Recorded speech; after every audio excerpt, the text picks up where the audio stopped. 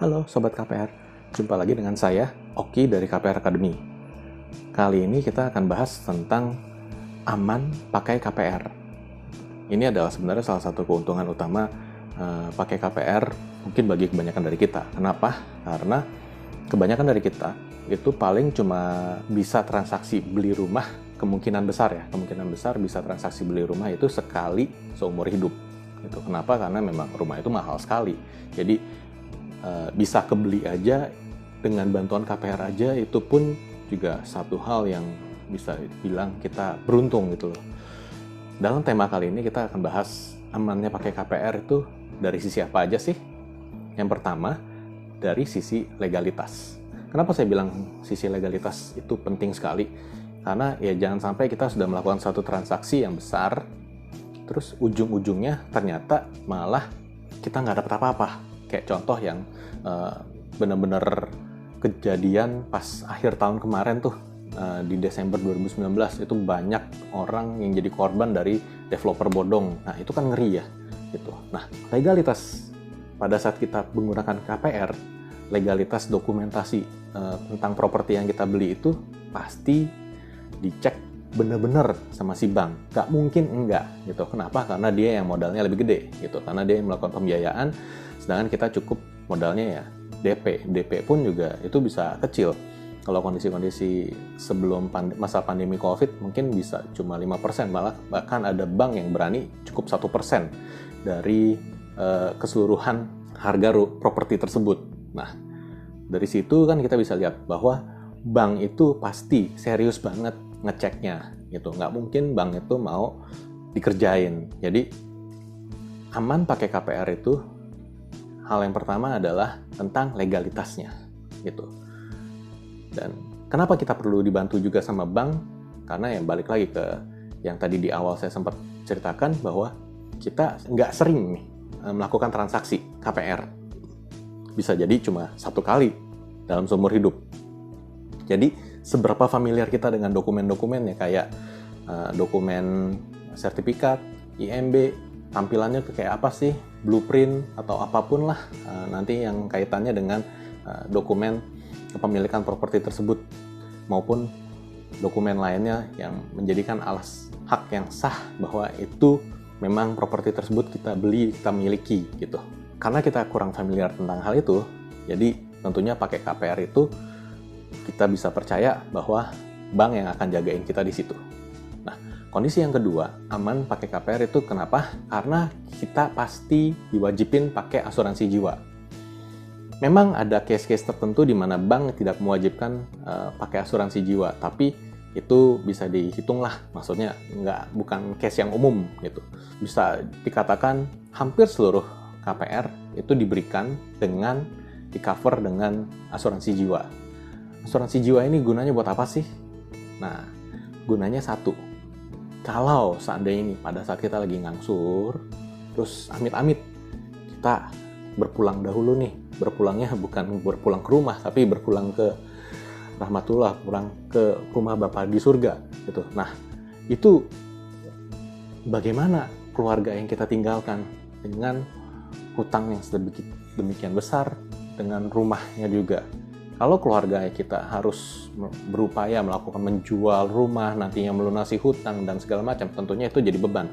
Tapi dengan adanya asuransi jiwa yang diwajibkan oleh bank, maka otomatis bila sampai terjadi sesuatu yang tidak kita rencanakan, maka keluarga yang kita tinggalkan pun itu kondisinya juga akan tetap aman. Kenapa?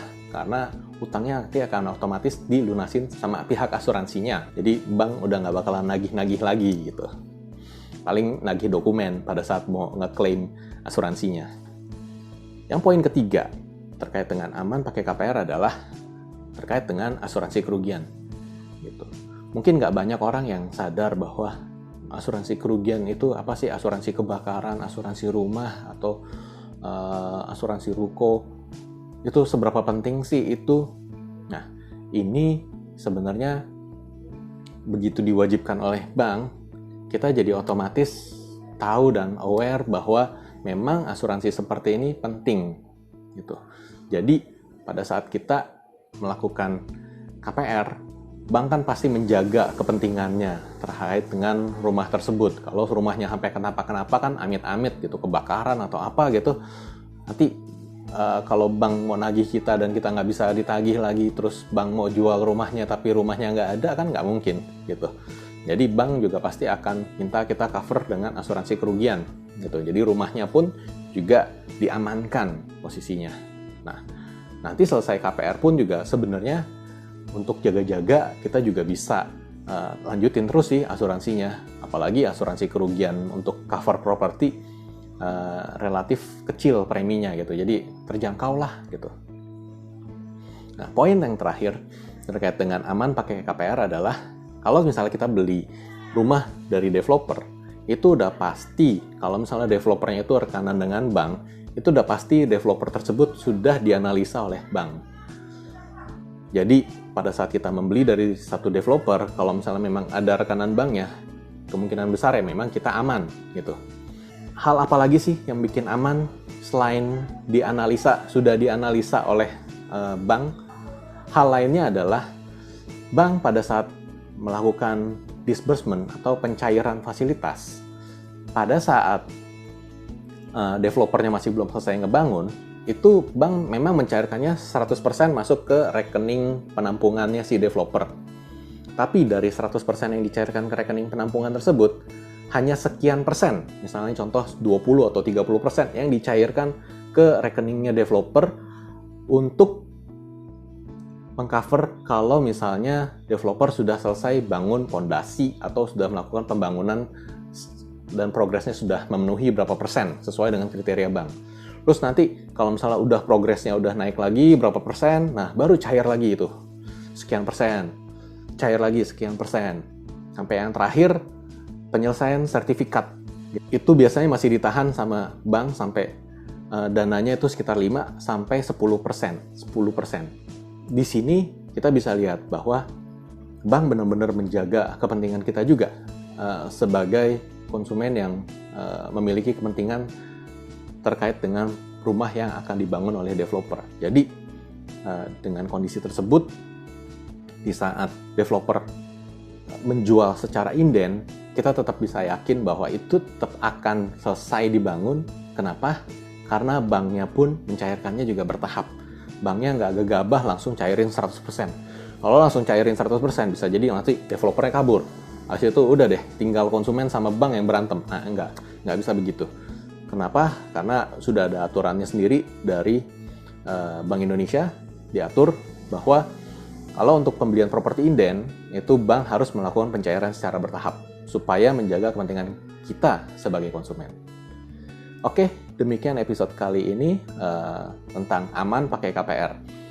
Kalau Sobat KPR suka dengan video ini, jangan lupa klik subscribe dan klik tombol lonceng, sehingga nanti kalau ada video baru, teman-teman bisa langsung terupdate.